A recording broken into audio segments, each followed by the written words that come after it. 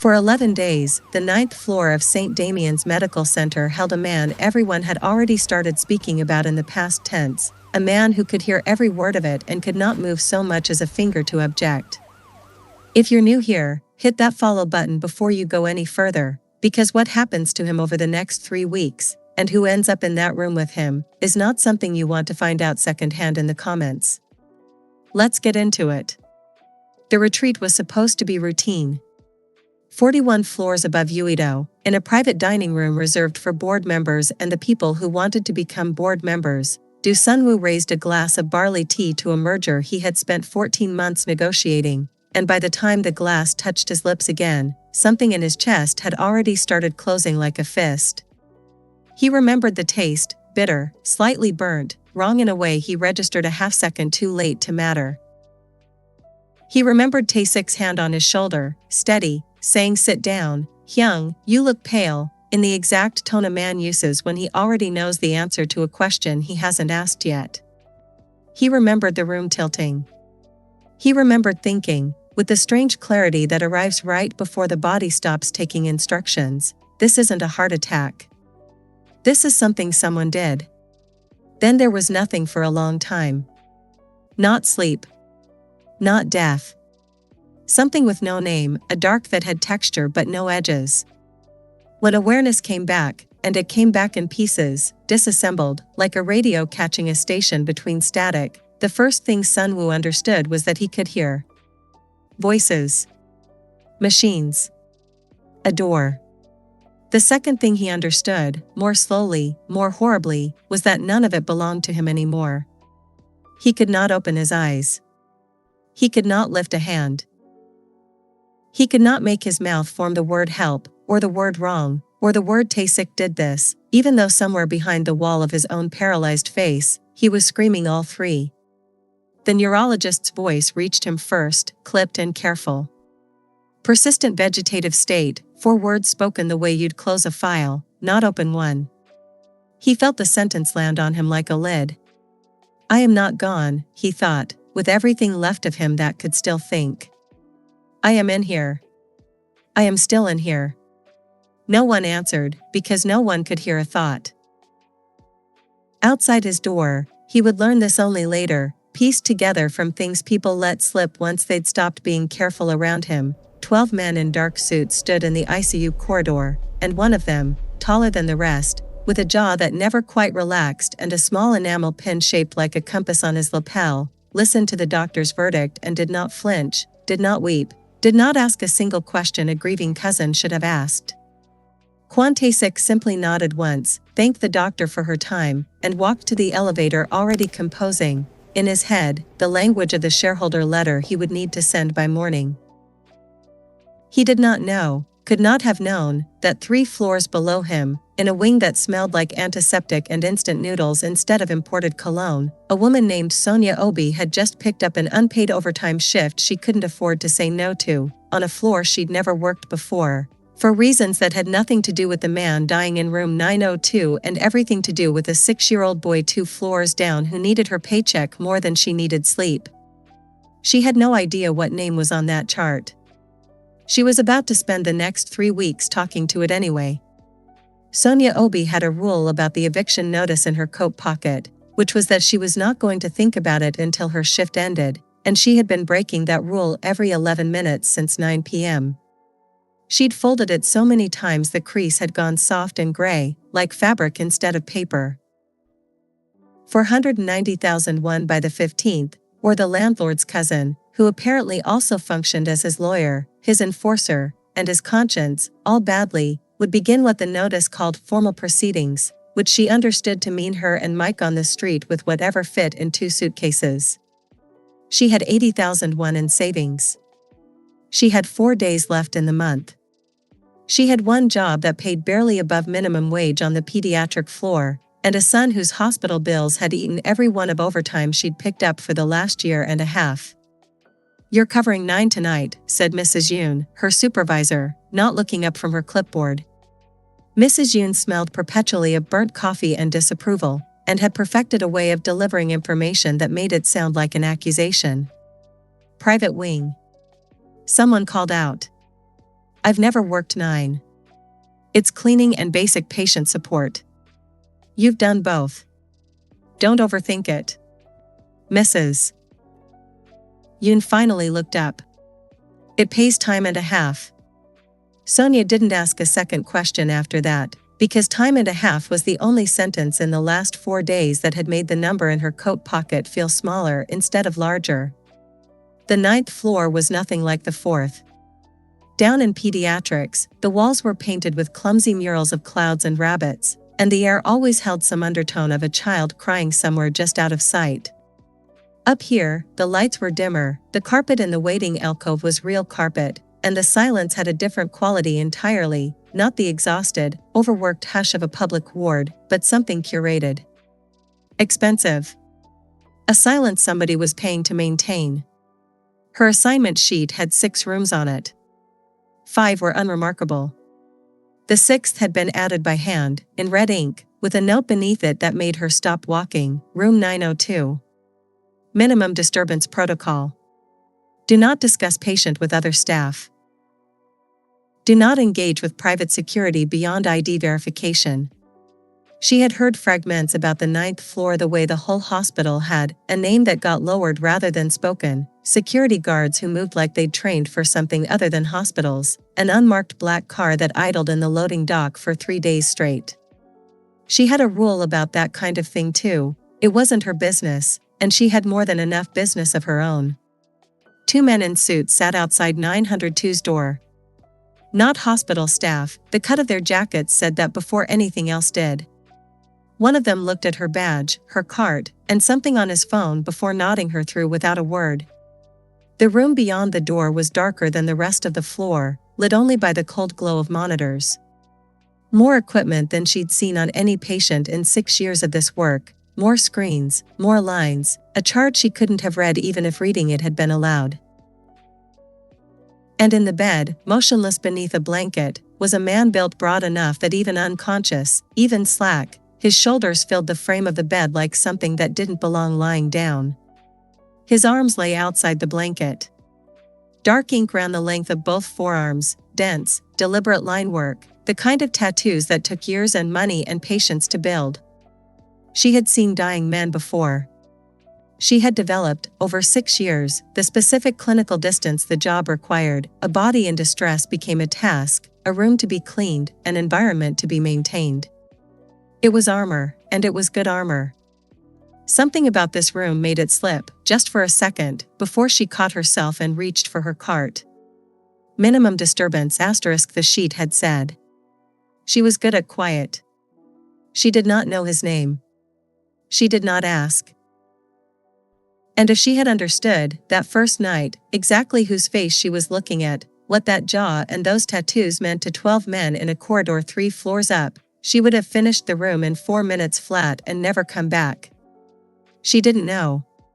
So at 12:40 a.m., wringing out a mop in a room that held a man the doctors had already stopped fighting for, Sonia Obi said, quietly, to no one who could answer, "Long night." Down the hall, a monitor kept its steady rhythm. Nothing in the bed moved.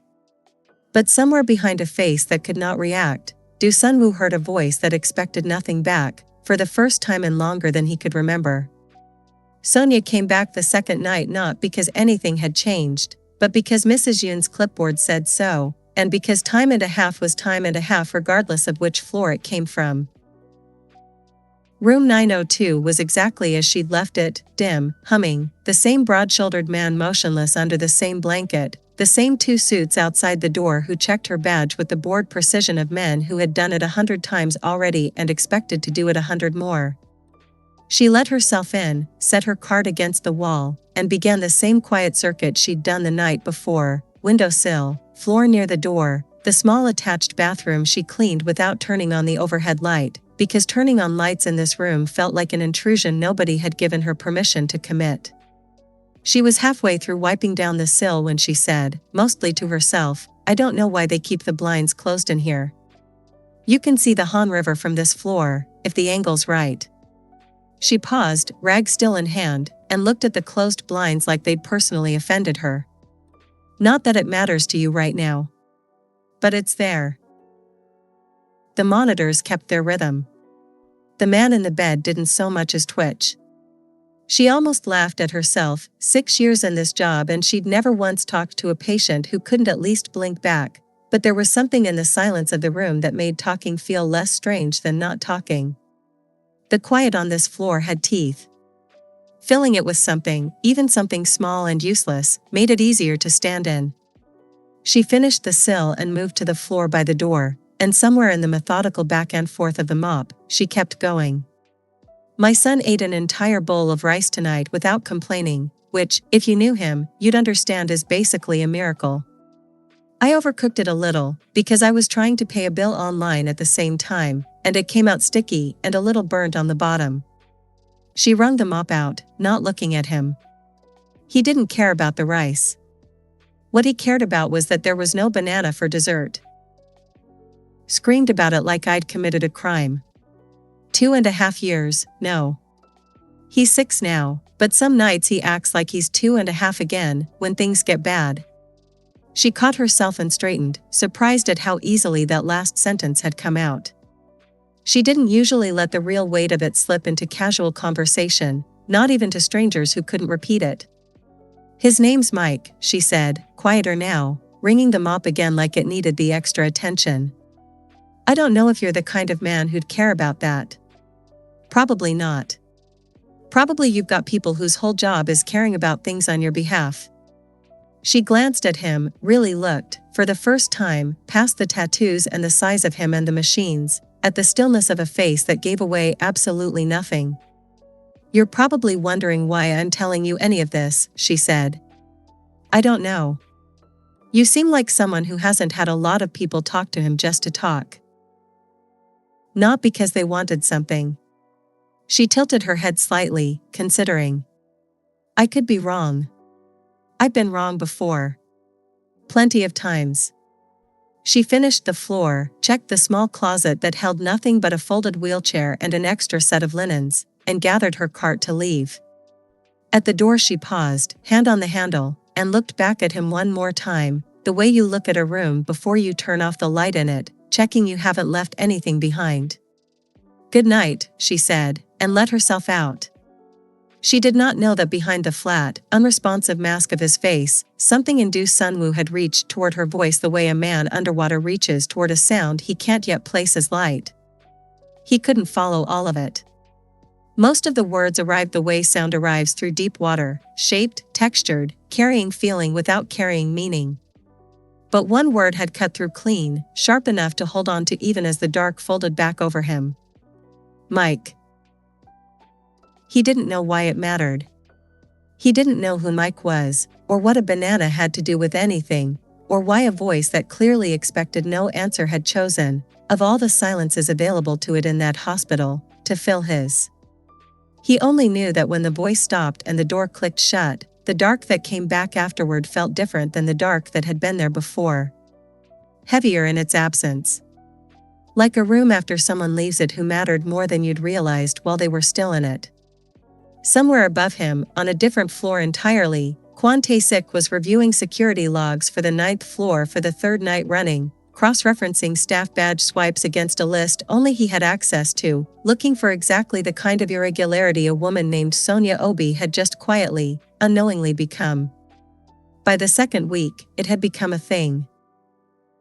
Not a significant thing, Sonia was careful with herself about that word, careful not to let it carry more weight than it had earned.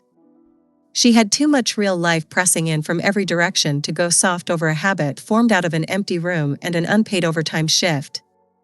But she talked to him now every night she worked the 9th floor, and somewhere in the last 10 days it had stopped feeling strange and started feeling like a small, uncomplicated pocket of the night that belonged to her. She told him about the leak under her kitchen sink that the building manager still hadn't sent anyone to fix, and the particular bucket rotation choreography it required at 2 a.m. She told him about the bus ride home, the way the city looked from the upper deck at that hour, lit up and enormous and completely indifferent to whether she made rent. She told him things she wouldn't have told a friend, because a friend might repeat them, or worse, might look at her differently afterward. She trusted the silence of room 902 the way you'd trust a locked box. It was a strange thing to trust, she knew. But there it was. She still hadn't read his name off the chart. It wasn't her chart to read, and some stubborn, self-protective part of her had decided she preferred not knowing. Whoever the two men outside his door worked for, whatever weight this room carried on a floor that clearly cost more per night than she made in a month, she didn't want it attached to a name. Names made things real in a way she didn't have room for. What she didn't know, what nobody outside a very narrow circle of medical staff understood, was that the word coma, in the way most people used it, meant absence. Void. Lights off, no one home. And there were stretches like that for him, long and total, nothing surfacing at all. But there were other stretches. They came without warning and left the same way, but they came, and in them, Do Sunwoo was aware of things. Not visually. Not through any of the ordinary channels a mind used to locate itself in a body. More like impressions, fragments of sound that didn't resolve fully into words but carried tone, carried weight, carried the specific texture of a particular voice returning to the same room at roughly the same hour, night after night. He had started, somewhere in the last several days, to catch pieces of it. Not sentences. Just shapes. Mike Rice, the river, if the angle's right, he didn't know what any of it meant. He only knew that when the shape of her voice was present, the dark had a floor under it. When it wasn't, he fell. Dr. Han Ji-yeon mentioned this, almost as an aside, during her Thursday rounds, the only person on staff who still spoke about Sunwoo's condition with any precision instead of the flattened, funeral tone everyone else had settled into. Locked-in patients aren't vegetative, she told the attending resident shadowing her, checking the monitor readouts without looking up. People confuse the two constantly, and it costs lives. A locked-in patient can be fully conscious behind total paralysis, aware of everything said in the room, retaining fragments of it, sometimes with startling clarity once motor function returns. We don't test for it enough because it's inconvenient to consider. It's easier to write vegetative on a chart and move on. She flipped to the next page. If he wakes up, and I think there's a real chance he does, don't be surprised if he remembers things nobody thought he could hear. The resident wrote nothing down, because it sounded, at the time, like an academic footnote rather than a warning.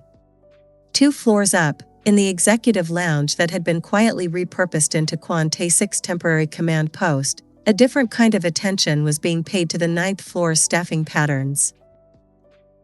Tae-Sik sat across from the hospital's night shift coordinator, his tone pleasant, his questions precise in the particular way of a man who already knew most of the answer and was only checking whether the other person would lie. The overtime rotation on 9, he said. Who approved a floor 4 aide covering it 3 nights running? The coordinator, flustered, pulled up the schedule. Standard staffing gap. Mrs. Yoon signed off on it, it's within policy, I'm not questioning policy. Tae-Sik's smile didn't move, but something behind his eyes did, briefly, the way a machine recalibrates. I'm asking why nobody flagged that she's spending unassigned time inside a restricted room. He closed the folder gently. Get me her personnel file. Quietly. Outside the window behind him, Seoul kept moving the way it always did, vast, glittering, and entirely unaware that somewhere inside St. Damien's, 2 very different kinds of attention had just begun converging on the same woman. Dr. Han Ji-yeon had a habit that had followed her through 18 years of practice and cost her exactly 1 promotion she knew of. She read her own patients' files twice, once when they were filed and once again a week later, because she'd learned early that the second read caught things the first one, still fresh with assumptions, always missed. She pulled Do Sunwoo's admission toxicology screen on a Tuesday morning with nothing more urgent in mind than routine follow-up, a coffee going cold on the corner of her desk, the hospital outside her office already loud with the particular chaos of shift change. The report was thorough, the kind of workup only money like the Do families could accelerate, results that would have taken 3 days at a public hospital delivered in 6 hours. Elevated levels of a compound she didn't immediately recognize, flagged, cross-referenced, signed off by Dr. Choi Byung-wook, senior toxicologist, whose signature she'd seen on hundreds of reports over the years. She almost closed the file there. She'd have closed it, if not for the date stamp in the corner, small and easy to miss, that didn't match. The report had been refiled 3 days after Sunwoo's admission. Not amended, refiled, a new version replacing the original in the system, the kind of correction that happens sometimes for clerical reasons and meant nothing 99 times out of 100. She pulled the original. The compound flagged in the first version was different. Not wildly different, close enough that someone skimming for the same general category of toxin might not catch it, might assume a typo or a lab recalibration. But not the same. The first report had flagged something with a chemical signature consistent with a specific class of cardiac arrhythmia-inducing compounds, rare, expensive, difficult to source outside of specialized channels. The second report, the one currently sitting in Sunwoo's official chart, had softened that finding into something vaguer, more consistent with a supplement interaction, an accident, nothing anyone would think to investigate further. Han sat back in her chair and looked at the two signatures side by side. They were close. Genuinely close, close enough that she understood, immediately, why nobody catching this file for the first time would think twice. But she had read Choi Byung-wook's actual signature on actual documents for 11 years, and there was a specific hook at the end of his B that this signature didn't have. A small thing. The kind of small thing forgers got right 90% of the time and wrong on the 10% that mattered. She didn't call anyone immediately. She sat with it for a long moment, coffee forgotten, running through the possibilities in the flat, methodical way she approached everything that unsettled her, because there were explanations that didn't require anything sinister. A rushed clerical assistant. A software glitch during file migration. She wanted, genuinely, for one of those explanations to be the correct one, because the alternative meant someone inside this hospital, with access to a restricted patient's chart, had deliberately altered evidence of what had actually put him here. She printed both versions. She locked them in her own filing cabinet rather than the shared drive, a small, instinctive precaution she couldn't fully justify even to herself. And she drafted an email to hospital administration, careful, understated, framed as a routine quality assurance flag rather than an accusation, the kind of email that wouldn't draw attention from anyone who wasn't already looking for exactly this kind of discrepancy. Requesting review of discrepancy between original and amended toxicology reports, patient 902. Signature verification recommended. She hovered over send for longer than the sentence warranted. She didn't know, couldn't have known, that the administrative account that email would route through for approval had, 6 months earlier, been quietly restructured to loop first through the office of the COO for any flag involving a member of the Do family, a policy change Tae-Sik had pushed through under the banner of family privacy protocols after the retreat, framed at the time as protective, accepted by the board without a second thought. She sent the email at 11:47 a.m. By 12:15, it had been read by someone who was not hospital administration at all. By 12:20, Kwon Tae-Sik was standing at his office window with his back to the door, turning a specific enamel pin between 2 fingers, thinking through, with the same unhurried precision he brought to everything, exactly how much time he had left before a careful neurologist with a good eye for handwriting became a problem he could no longer manage quietly. He did not think of himself, in that moment, as someone doing something monstrous. He thought of himself as someone protecting a correction 20 years overdue from being undone by an inconvenient coincidence. That was the story he had built for himself, brick by brick, for 2 decades, and it was sturdy enough now that he barely noticed the weight of it anymore. Downstairs, 5 floors below all of it, Sonia Obi clocked in for another night shift, utterly unaware that a woman she had never met had just, without meaning to, pulled a single loose thread that ran all the way down to the room where she spent her nights talking to a silence that was slowly, carefully, learning to listen back. The first thing Sunwoo managed to move, after 21 days of total paralysis, was his left eyelid, and it happened not because of any medical intervention but in the middle of an ordinary Tuesday night. 3 minutes after Sonia had let herself into room 902 and started talking about a leaking faucet like it was the most important thing in the world.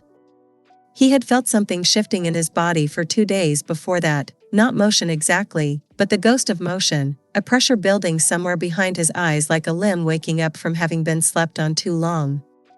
He didn't understand it. He'd stopped trying, weeks ago, to understand anything about the wreckage his body had become. Understanding required hope, and hope, in this room, in this dark, had proven itself an unreliable tool.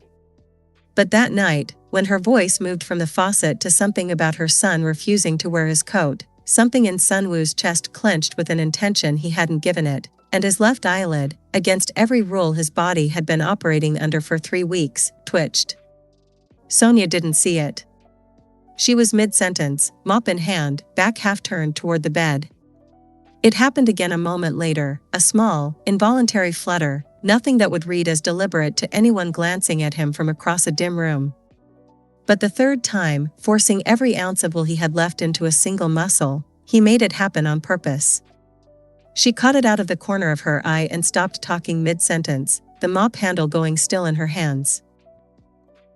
"Did you just?" She set the mop down slowly, like sudden movement might scare something away, and stepped closer to the bed, closer than the minimum disturbance protocol technically allowed, close enough to see his face properly for the first time in 3 weeks of nightly visits. "Blink again if you can hear me." Nothing. Long seconds of nothing, long enough that she started to doubt what she'd seen, started composing the sentence in her head, "I'm imagining things, I need sleep, 6 years in this job and I'm finally losing it," when his eyelid moved again, slow, deliberate, unmistakable. Sonia's hand went to her mouth. "Oh my God. Oh my God, okay, I need to get someone, She didn't move for a full 2 seconds, caught between the instinct to run for a doctor and something else entirely, something that made her stay rooted at his bedside for one more moment, staring at a face that had just, impossibly, proven there was someone behind it. "I'm getting help," she said, quieter now, and there was something in her voice that hadn't been there in 3 weeks of one-sided monologues, the specific tremor of speaking to someone who might actually be listening. "Don't go anywhere."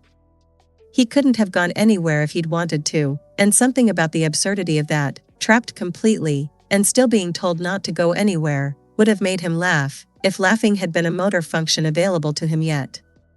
She ran. The next several minutes dissolved into the controlled chaos of a hospital responding to exactly the kind of development it had stopped expecting. Dr. Han paged, security notified as a matter of protocol, the 2 suited men outside straightening at the sudden movement in the hallway, radios crackling with a message that would reach Kwon Tae-Sik's phone within 90 seconds of being spoken. Dr. Han arrived within 4 minutes, her clinical calm intact but her eyes sharp with something close to vindication. "Talk to me," she said to Sonia, already reaching for a pen light. "What exactly did you see?" He blinked. "On command." "Twice, no, 3 times." Sonia stepped back to give the doctor room, arms wrapped around herself. "I asked him to do it again and he did." Han leaned over the bed, pen light steady. "Mr. Do. My name is Dr. Han. If you can hear me and understand me, blink once." The room held its breath. His eyelid moved. Once. Deliberate, unmistakable, the single most difficult physical action Do Sunwoo had performed in 3 weeks, and he poured every remaining ounce of will he had into making sure it registered.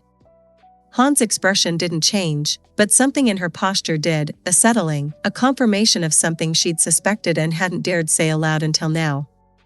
"He's not vegetative," she said, mostly to herself, writing quickly. "He never was. Locked in. Fully conscious." She looked up at the room at large, at Sonia standing frozen near the door, at the 2 security men now filling the doorway. "Get me the full team. Now. And I want this documented immediately, timestamped, before anyone touches this room." Sonia stayed pressed against the wall, out of the way, watching a man she had spent 3 weeks talking to like he was furniture come back, one impossible blink at a time, into a body that had every intention of remembering exactly whose voice had been the only one in that room worth listening to. Somewhere above them, a phone buzzed once in Kwon Tae-Sik's pocket, and he read the message twice before setting his coffee down very carefully, as though the cup itself might shatter under the weight of what it now meant he had to do.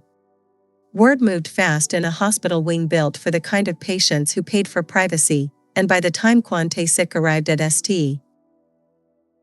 Damien's the following afternoon, the story had already reached him in 3 separate, slightly contradictory versions: that Sunwoo had regained consciousness, that Sunwoo had regained partial motor function, that a cleaning woman with no clearance had somehow been in the room when it happened and was, depending on who you asked, either a hero or a serious security lapse.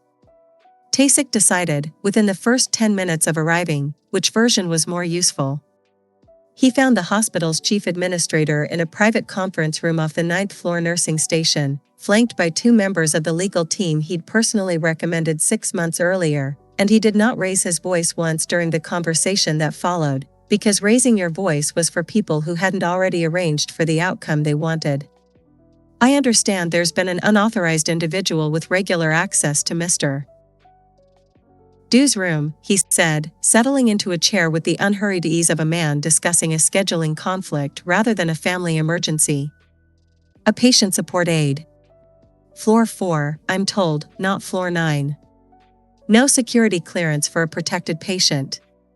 That's a significant breach, and frankly, I'm surprised it wasn't caught weeks ago." "She's been covering approved overtime shifts," the administrator said carefully. "Cleared through standard staffing channels. Standard staffing channels don't cover restricted patients," Tae-Sik said, mild as ever. "You know that." "I know that. And given the sensitivity of Mr. Do's condition, and the ongoing questions around what led to it, I think we'd all sleep easier knowing exactly who's had unsupervised access to him for the past 3 weeks." He let that sit a moment, watching it land. "I'd like her reassigned off this floor effective immediately. Today. And I'd like her personnel file reviewed for any irregularities." It was, on its face, a reasonable request from a reasonable man protecting his cousin's safety. Nobody in that room had any reason to read it as anything else. By the time Sonia arrived for her evening shift, Mrs. Yoon was already waiting for her at the service entrance with an expression that had clearly been rehearsed. "You're reassigned," she said, without preamble. "Back to 4, full-time. Effective tonight."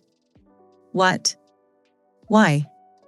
I don't know why, and I didn't ask, because asking why executives make decisions isn't in my job description or yours." Mrs. Yoon's voice had none of its usual bite. If anything, she looked faintly apologetic, which alarmed Sonia more than anger would have. "Just, go to 4. Don't argue with anyone up there." Sonia went, because arguing wasn't a luxury she'd ever been able to afford, and spent the next 2 hours on the pediatric floor with her stomach in a knot she couldn't name, aware only that something had shifted overnight in a way that had nothing to do with her and everything to do with her at the same time. She found out what, exactly, at 9 p.m., when a nurse from 9 came down specifically to find her, out of breath, phone already out. "He's asking for you," the nurse said. "He can talk now, barely, it's rough, but he can talk, and the first thing he did was ask where you were." Sonia stood frozen for exactly as long as it took to decide that a reassignment memo wasn't worth more than whatever was happening 5 floors up, and then she went, badge or no badge, straight past the nurse's station and up the back stairwell she'd used for 3 weeks without ever officially being allowed to. Room 902 was full when she arrived, Dr. Han at the bedside, 2 members of the recovery team adjusting monitors, and Kwon Tae-Sik standing near the window with the composed, patient stillness of a man who'd already arranged for this scene to end a particular way. Sunwoo's eyes found her the moment she stepped through the door. His voice, when it came, was barely more than breath forced through muscles that hadn't worked properly in 3 weeks, cracked and slow and costing him visibly. "She stays." Tae-Sik's expression didn't change, but something behind it recalibrated, quick and cold. "Sunwoo. You're exhausted. This isn't the time to." "She stays." Each word arrived separately, deliberately, a man rebuilding a sentence one broken piece at a time and refusing to let it be interrupted. His eyes hadn't left Sonia's face. "Whoever ordered her off this floor." Reverse it. The room went very quiet.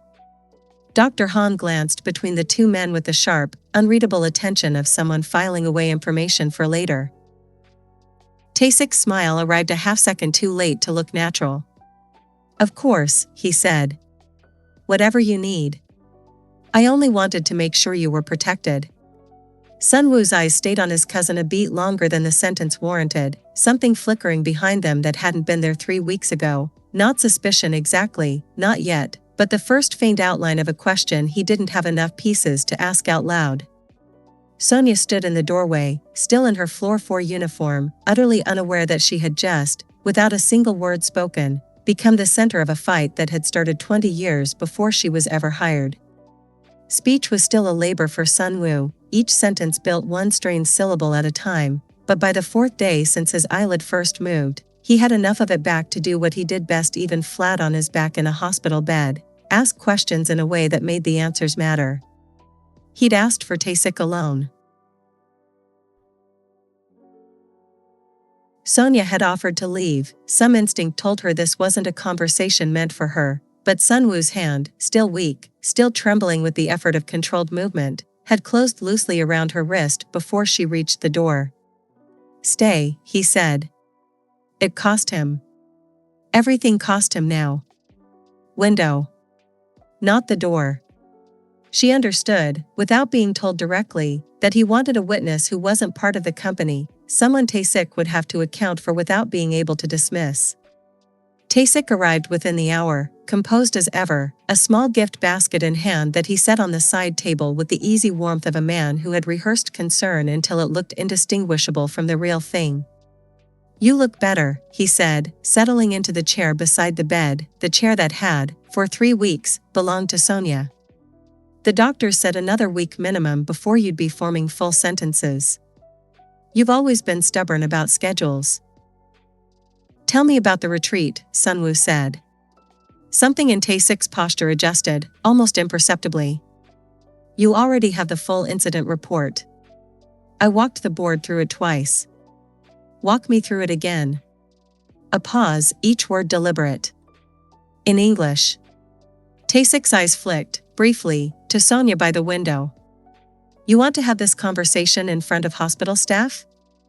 "I want to have it in a language where I can hear which parts change." The silence that followed had weight to it.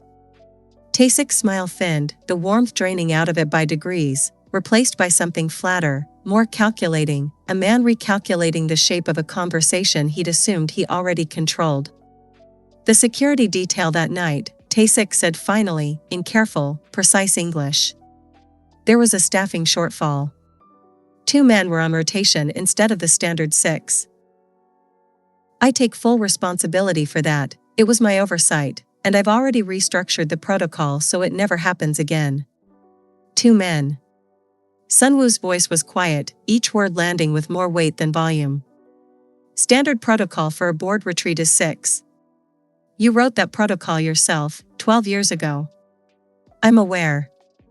It was an unforgivable lapse, and 2 men isn't a lapse." Sunwoo's eyes hadn't moved off his cousin's face.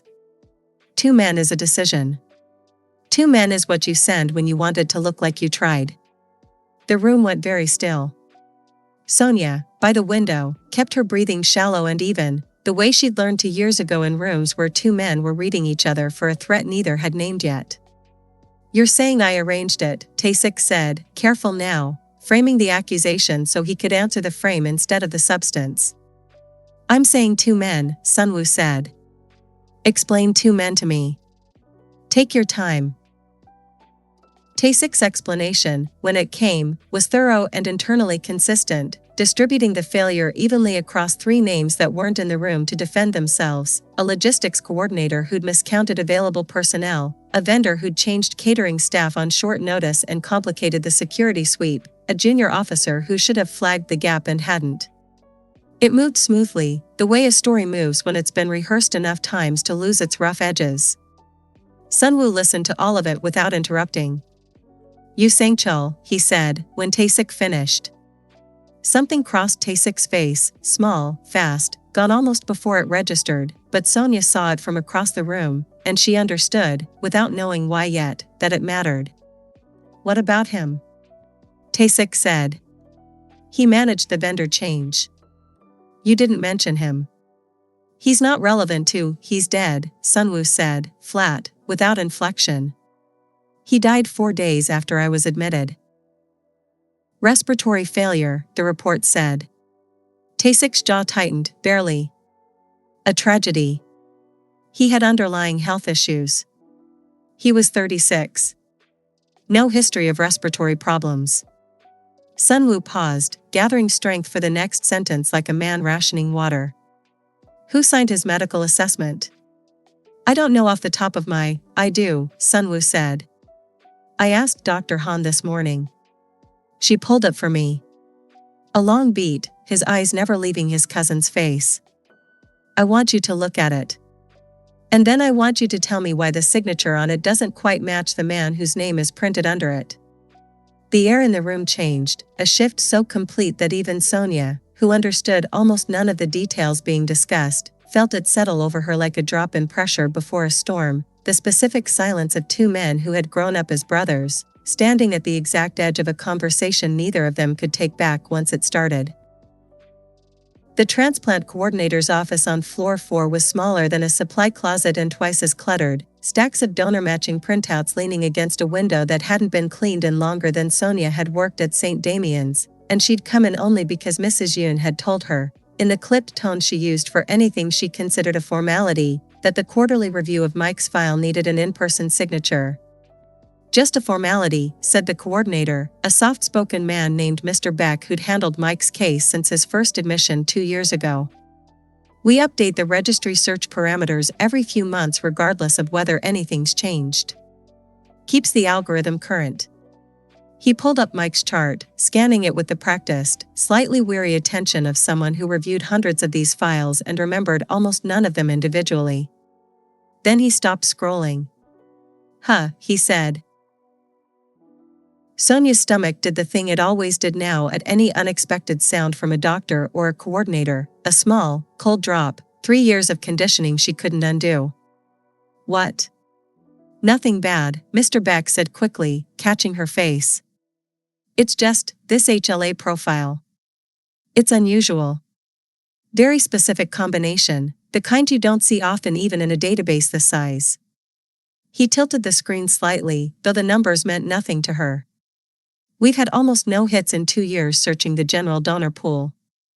But there's a private registry we cross-reference sometimes, corporate philanthropic program, not open to the public, mostly funded by a couple of the big conglomerates for tax and reputation reasons. I don't usually get results from it, honestly, most of the time it's a formality search too. He clicked something, frowning slightly at what came up. There's a partial match flag here I haven't seen before.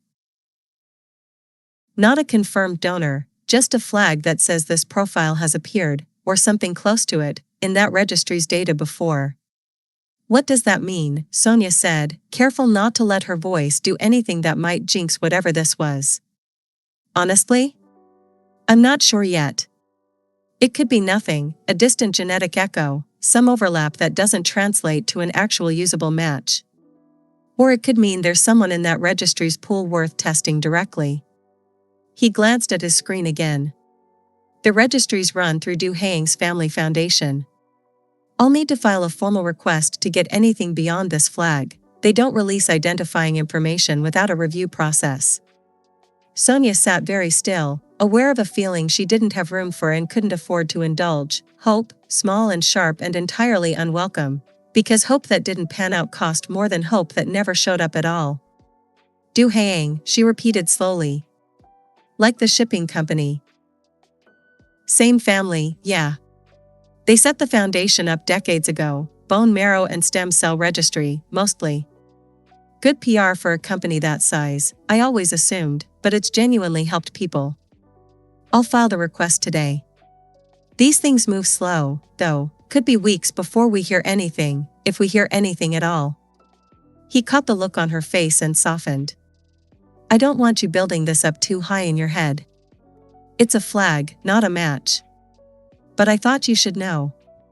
She left his office in a fog she couldn't name, equal parts terror and something dangerously close to relief, and didn't notice, walking back toward the elevator, the man in a dark suit standing near the water cooler at the end of the hallway with a phone held loosely to his ear, apparently absorbed in his own conversation. Kwon Tae-Sik had come down to floor 4 for an entirely unrelated reason, confirming, in person, that the woman whose personnel file he'd requested a week ago had actually been reassigned as instructed, since he'd learned recently that instructions given at St. Damian's had a way of quietly reversing themselves once Sunwoo got involved. He hadn't expected to overhear anything useful.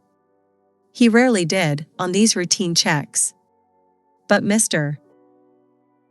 Beck's office door had been left ajar, and voices carried further than people realized in a hallway that quiet, and by the time Sonia disappeared into the elevator, Tae-Sik had heard enough: unusual HLA profile, partial match flag, Do Haeyang's family foundation, weeks before we hear anything, to understand that the woman his cousin had insisted on keeping in that room was now, through some coincidence too specific to be entirely comfortable, tangled into the one part of the family's business that had nothing to do with shipping contracts or board votes and everything to do with a decision made 20 years before she was ever born.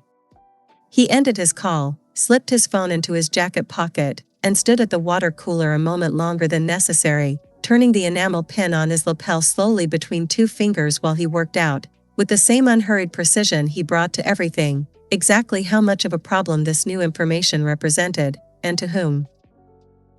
Mike Obi had opinions about almost everything, and he'd developed, over 6 years of hospitals and needles and adults who spoke to him in the particular hushed, careful voice reserved for sick children, a low tolerance for being talked around instead of talked to. So when his mother told him there was a man on the 9th floor who couldn't get out of bed and who might like a visitor, Mike had exactly one question. Is he scary? No, Sonia said, though she hesitated a half-second too long before answering, which Mike, who noticed everything, filed away without comment. She'd asked Dr. Han first, half expecting to be told absolutely not, under no circumstances. This is exactly the kind of boundary violation that gets people fired. Instead, Han had looked at her for a long moment and said, "He's been asking about your son for 2 weeks. Says the name in his sleep, according to the overnight nurse. I don't see the harm in 10 minutes, supervised, off the record." It was, Sonia understood, the closest thing to permission she was going to get from a woman who otherwise followed every rule to the letter. Sunwoo was sitting up in bed for the first time that afternoon, propped against pillows, still gaunt in a way that made his broad frame look borrowed, when Mike walked in ahead of his mother with the fearless, unhurried gait of a child who had long since stopped being impressed by hospital rooms. He climbed onto the visitor's chair without being invited, studied Sunwoo's face for a moment with an expression of frank, clinical interest, and then pointed at the dense black line work running up his forearm. "What's that?" "A dragon," Sunwoo said.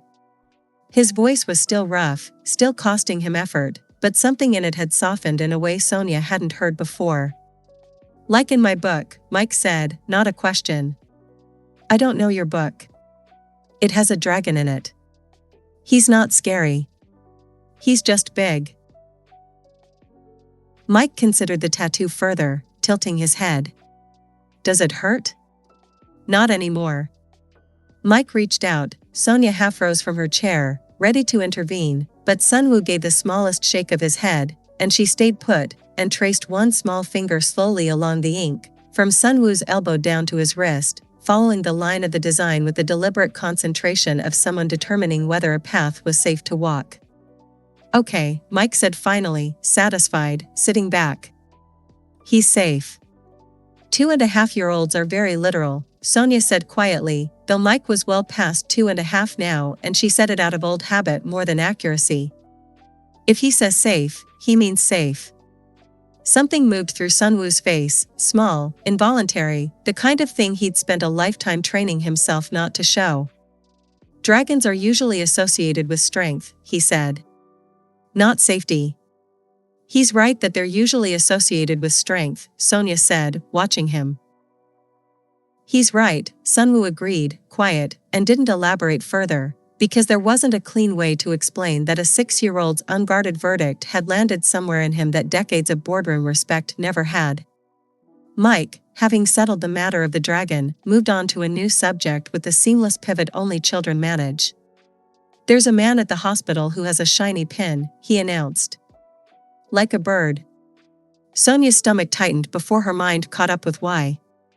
"What man, baby?" "The one who was in Mr. Beck's office. He was looking at the papers on the desk when nobody was there. I saw him through the window when we were walking to the elevator." Mike said it the way he said everything, flat and matter of fact, without any sense that it was significant. "He put something in his phone. A picture, I think." Sonia went very still. "You saw him taking a photo of the papers?" "Maybe." Mike shrugged, already losing interest, reaching instead for the edge of Sunwoo's blanket to inspect its texture. "He had a shiny bird pin. Like a hawk. It was pointy." Sunwoo's eyes met Sonia's across the bed, and whatever softness had been sitting in his face a moment earlier hardened into something else entirely, sharp, focused, the particular stillness of a man doing rapid, silent arithmetic. "Sonia," he said carefully, "what papers were on Mr. Beck's desk that day?" She felt the blood leave her face as the pieces assembled themselves faster than she wanted them to. "Mike's file," she said slowly. "The registry flag. The Do Haeyang Foundation match." Her voice had gone thin. "He was in the hallway. I thought he was on the phone." Sunwoo said nothing for a long moment, his jaw tight, his eyes fixed on some middle distance that had nothing to do with the room they were in. "There's a hawk on Tae-Sik's lapel pin," he said finally, quiet, almost to himself. "He wears it every day. Has for 20 years. Mike, oblivious to the sudden charge in the room, had lost interest entirely and was now attempting to determine whether the hospital blanket was, in fact, the same shade of blue as his favorite dinosaur. Sonia looked at Sunwoo, and understood, with a cold certainty that settled somewhere behind her ribs, that whatever quiet, uncomplicated thing had existed between her son's illness and this man's family had just, without either of them choosing it, become something someone else was watching very closely. Sunwoo could stand for almost 30 seconds now, with support, which the physical therapists treated as a milestone worth documenting and which he treated as a humiliation he intended to correct as quickly as possible. But there were things he could do from a hospital bed that no amount of recovered muscle would speed up, and one of them was calling Cho Yun-hee, his family's estate attorney for the last 26 years, and asking her a question he should have asked a long time ago. "I want everything from the year my uncle left the company," he said, his voice still rough but steady now, steadier every day. "Not the summary. The full file. Settlement, correspondence, everything that was sealed." There was a pause on the line long enough to mean something. "Sunwoo, that file has restricted access for a reason. Your father set those restrictions himself before he passed." "I'm aware. I'm asking anyway." Another pause. "May I ask why, specifically, now?" He looked across the room at Sonia, who was folding a blanket she didn't need to fold, giving him privacy for a conversation she clearly understood was not casual. "Because I think someone I trusted has been operating on an incomplete version of what actually happened 20 years ago," he said. "And I need to know if it's incomplete because he doesn't know the truth, or because he's chosen not to." Cho arrived at the hospital 2 days later with a courier box sealed with the family's private legal insignia, and she stayed while he opened it, which told him, before she said a word, that whatever was inside required a witness she trusted. The public version of the story, the version Sunwoo had grown up believing, the version Tae-Sik had clearly built 2 decades of grievance around, was simple. His uncle, Kwon Tae-Sik, had been pushed out of Do Haeyang in a boardroom vote after a catastrophic shipping loss traced to his division, disgraced, cut off entirely, dead within 3 years of complications from the stress and drinking that followed. Tae-Sik had grown up in reduced circumstances, raised alongside Sunwoo out of a sense of family obligation that had always, beneath its surface warmth, carried the faint chill of charity extended to someone who'd lost his rightful place. That was the story. Sunwoo had never once questioned it, because his father had never once corrected it. The file told a different story. Buried in a settlement clause sealed under a confidentiality provision even the board had never seen, dated 4 months after Daeho's ouster, was an arrangement in his father's own handwriting, a private, personal transfer, structured to look like nothing at all on any company ledger, routed through a shell account and continued monthly for 11 years, until Daeho's death, and for 6 years after that directly to his widow, Tae-Sik's mother. Not company severance. Not a settlement the board had approved. A private, secret, personal decision, made and kept entirely off the books, by a man who had publicly voted his own brother out of the family business and privately spent over a decade making sure that brother's family never went without. There was a note attached, brief, undated, in his father's hand, * he was still my brother. The company couldn't know. He wouldn't have wanted them to * Sunwoo sat with the page for a long time without speaking. Did you know? He finally asked Cho. I drafted the transfers, she said quietly. I was the only one who did. Your father was very specific that it end with him, that no one, including you, ever needed to carry it forward as an obligation. He said it wasn't a debt. It was just something he was going to do. Tae-Sik doesn't know. I have no reason to believe he does. The whole structure was built so he wouldn't. Sunwoo closed his eyes. 20 years. 20 years of Tae-Sik building a case, brick by brick, on the foundation of a story that was true in its bones. His father had been publicly disgraced, publicly cut off, but false in the one detail that would have changed everything. He had never actually been abandoned. He had been protected, quietly, completely, by the same brother who'd had to vote him out in front of a room full of shareholders to save the company from collapse. Protected in a way that cost Sunwoo's father something he'd never once mentioned to his own son. And somewhere in that gap between the public disgrace and the private protection, a boy who grew up believing his family had been left to rot had built an entire adult life around avenging a wound that had, without his knowledge, already been quietly tended. It didn't excuse what Tae-Sik had done.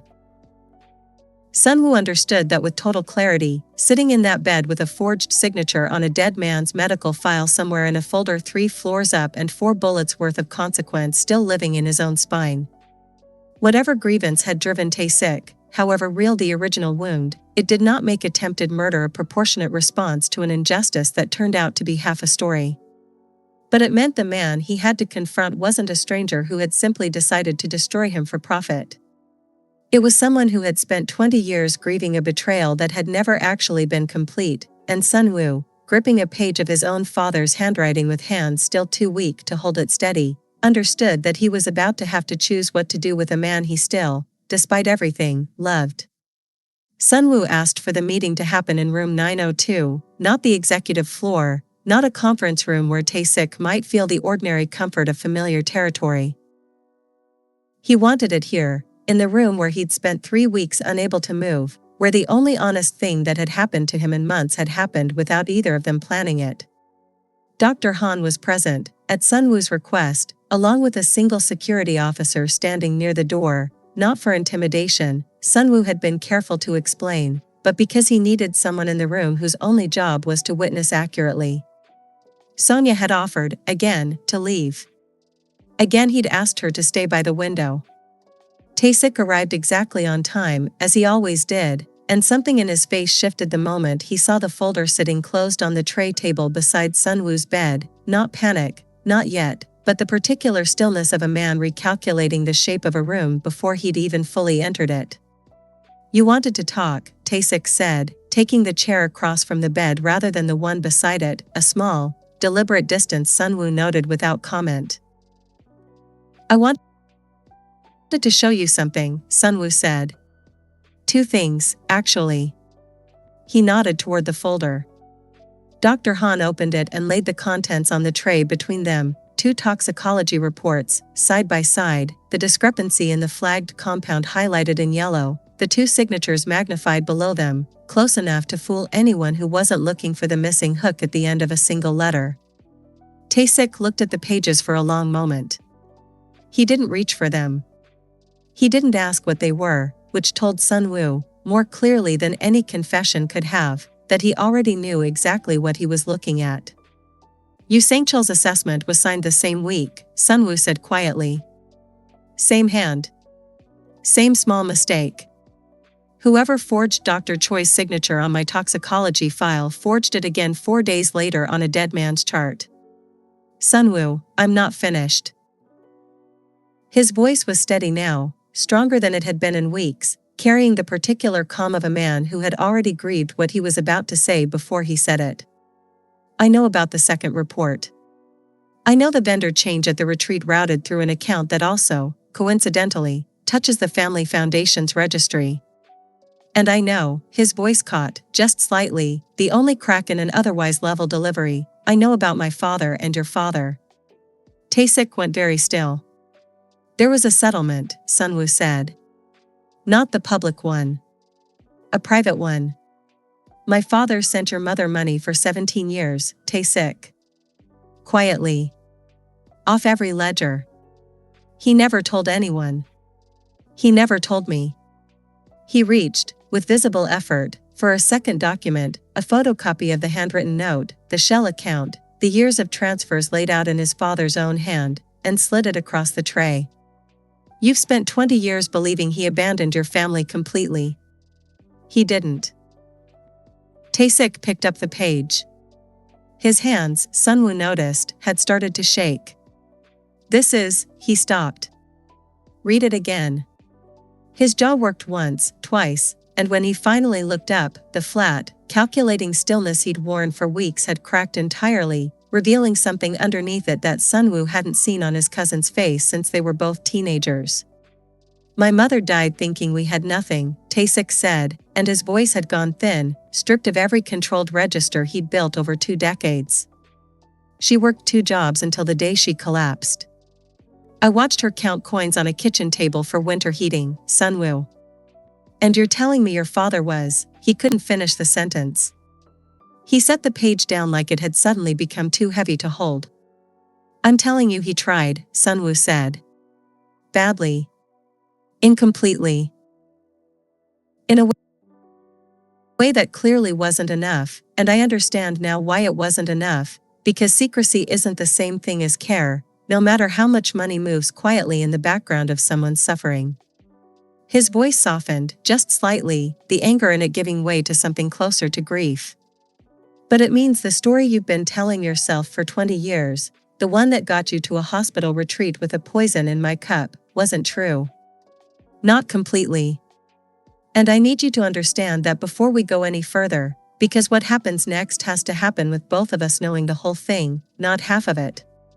Tae-Sik didn't answer right away. He sat with the page in his lap, staring at nothing, and when he finally spoke, it wasn't denial, and it wasn't the smooth, rehearsed explanation he'd offered in every conversation before this one. I loved you, he said quietly. That was never the lie. I loved you, and I still did it, and I don't, his voice broke entirely.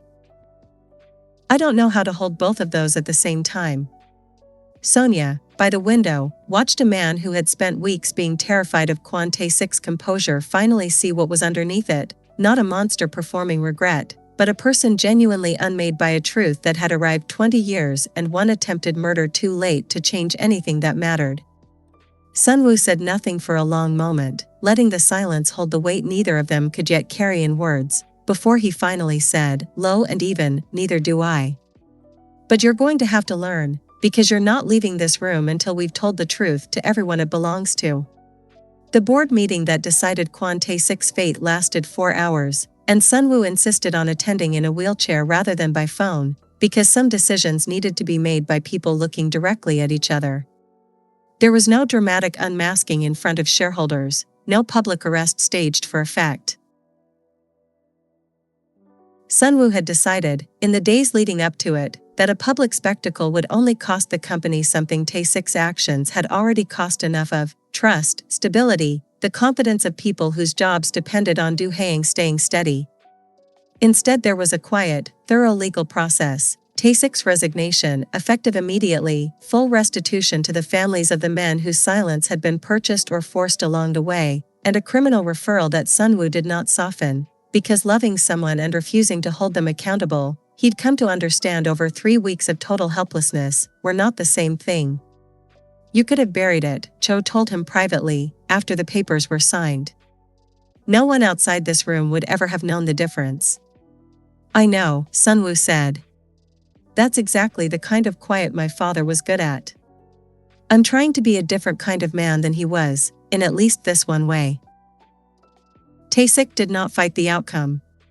He sat through all 4 hours with the same stripped, unguarded stillness he'd worn since room 902, and at the end of it, before he was escorted out by a security team that had, for 20 years, answered to him, he asked for one thing, a moment alone with his cousin, which Sunwoo granted. I'm not asking you to forgive me, Tae-Sik said quietly, in the empty hallway outside the boardroom. I don't think I've earned language for what I actually want from you. I just wanted you to know that whatever happens to me now, the years before the poison, those were real. I did love you. I don't expect that to matter legally. I needed it to matter somewhere. It matters, Sunwoo said, and meant it, and it cost him nothing to say and everything to feel. It doesn't undo anything. But it matters. They didn't shake hands. Some things, Sunwoo understood, didn't get a clean gesture to close them. Sonia's situation resolved with far less ceremony and far more relief. Mr. Beck's formal request to the family foundation moved faster than anyone had expected, once Sunwoo personally flagged it for review, not as a favor demanding gratitude, he was careful to make clear, but as a correction to a bureaucratic delay that shouldn't have taken weeks in the first place. The partial match flag turned out to be real, not a perfect donor, but close enough that the transplant team scheduled Mike for further testing within the month, cautiously, without promises, but with a door open that had been closed for 2 years. I don't want this because of who you are, Sonia told Sunwoo plainly, the week after Tae-Sik's resignation, sitting across from him in a small apartment that was, for the first time in over a year, not carrying an eviction notice folded in anyone's coat pocket. I need you to understand that. If Mike gets a match, it's because a system that should have worked all along finally did. Not because I talked to an unconscious man for 3 weeks and got lucky. I know, Sunwoo said. I wasn't offering you luck. I was offering you a system that finally did its job on time, for once, because someone with influence bothered to make a phone call. That's all. You don't owe me anything for that. She studied him for a long moment, the particular assessment of someone who'd spent her whole life learning to read exactly how much a person's kindness was going to cost her later. She didn't find what she was looking for, not because it wasn't there to find, but because, for what felt like the first time in longer than she could measure, there simply wasn't a cost attached. 3 months later, on a quiet Sunday morning, Sunwoo sat on Sonia's couch, steadier now, walking with a cane he mostly didn't need but kept out of habit, while Mike, cross-legged beside him, traced the dragon on his forearm with the same careful, serious attention he'd given it the first day they met. Again, Mike said, when he reached the end of the design, and Sunwoo turned his arm slightly to give him better access, and outside the window Seoul moved through its ordinary Sunday the way it always did, enormous and indifferent, while inside the small apartment there was coffee going cold and a boy tracing a path he already knew by heart, and a man who had built an empire discovering, for the first time in his life, what it actually felt like to be protected by something instead of protecting it. Sonia watched the two of them from the kitchen, and didn't do the math on any of it, not the risk, not the distance still ahead, not what came next. She just stayed. If this story kept you here until the very last word, you already know what to do. Hit that subscribe button, drop a comment telling me which moment hit hardest, and share this with someone who needs a reminder that the people who show up for nothing are usually the ones who end up mattering most. See you in the next one.